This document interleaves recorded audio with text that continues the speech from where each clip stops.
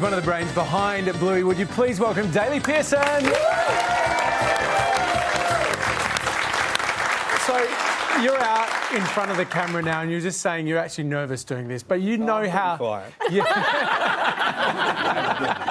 You know how loved your creation is, don't you? Well, it's not mine. I mean, it's Joe Brum, who's from in Brisbane, and he is a beautiful creator, and now there is 60 of us helping bring it to life. So I think it did begin in the brains of one person, which was incredible. But do you have a view of what it is that makes... Because it's not just kids, it's parents too. This has kind of become a national... It's not just parents. Like, I haven't been around children for about 15 years. Cats and that love is... it. Cats love it. But that's the only children's show that I know and that my childless friends talk about. It's been... I wish we knew. We'd create another show and call it Greenie. It seems like... I'm taking that right. I wish we knew. I know it has a lot to do with Joe. I know it has a lot to do with his perspective of parenting and his perspective of having a family, because it's an extremely authored show. I think that's probably what people are responding to. It's as colourful and as lovely as it is. He really is wearing a lot on his sleeve, I think, every week. Like, there's a lot of truth behind it, and I don't think it would have resonated if that wasn't the case. It so is. When you pitched it, like, what was the thing, do you think, that... Because, you know, like, what was it?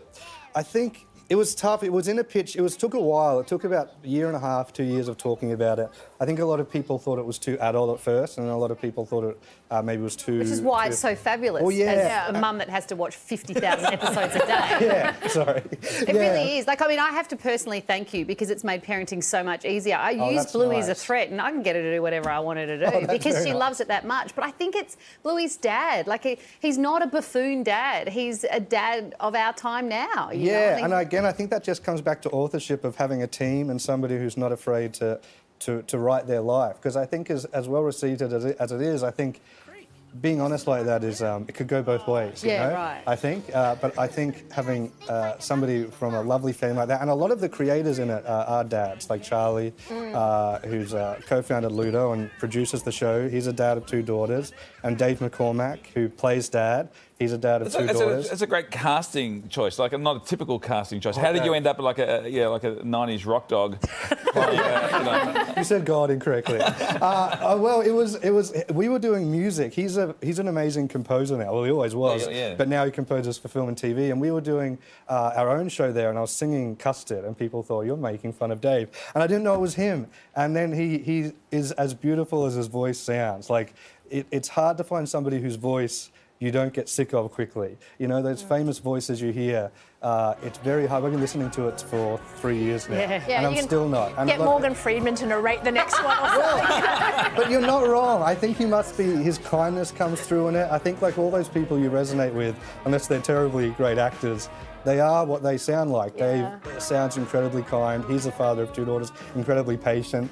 And we just lucked out that he wanted to do it. Was there a point in this whole journey where... No point. Where just swinging. But you must have realised at some stage, actually, this is huge. When it was nominated for an Emmy? That's probably the point. It's been, well, I think a bit of the luck for us has been living in Brisbane. That's when everyone throws stuff. I say no. But I think it's being there because we're a bit out of the bubble, I guess, and we really only have ourselves. It's a little like they tell you when you grow up swimming, you know, focus on your own lane. And I think coming from Brisbane helps us do that. But I don't know, I think when you hear politicians picking it up was the first, but I think it's the kids. We get a lot of letters from kids who are just learning to write, and a lot of letters from mum and dads who are saying that Bluey has helped them connect with their kids. And those are pretty overwhelming. We have them on our fridge. There's something that I think people don't really know about you, and that is that you had quite a famous housemate at some point. And I think we've got the vision of that there. If we can take a look. Pay rent with these things. One's a pumpkin, and these Asgardian coins, they're not worth anything. In Asgard, these coins are worth a gazillion human dollars, okay? You might need to think about getting a job. Get a job? Serious? Yeah. I have a job. Do you know what my job is? I save the planet. Yeah. Maybe you should get a job. I have a job. Really? I'm just hitting the machine with the words that come out of it. Oh, this is knowledge. Knowledge is power. No, it's not. Knowledge is not power. That's power. The brain is a muscle, and that's a muscle, and that's a muscle. They are all muscles. This is all muscle. So I am covered in brains, and I have more brains than you. Can you just tell us what is going on there? How did you end up living with Thor?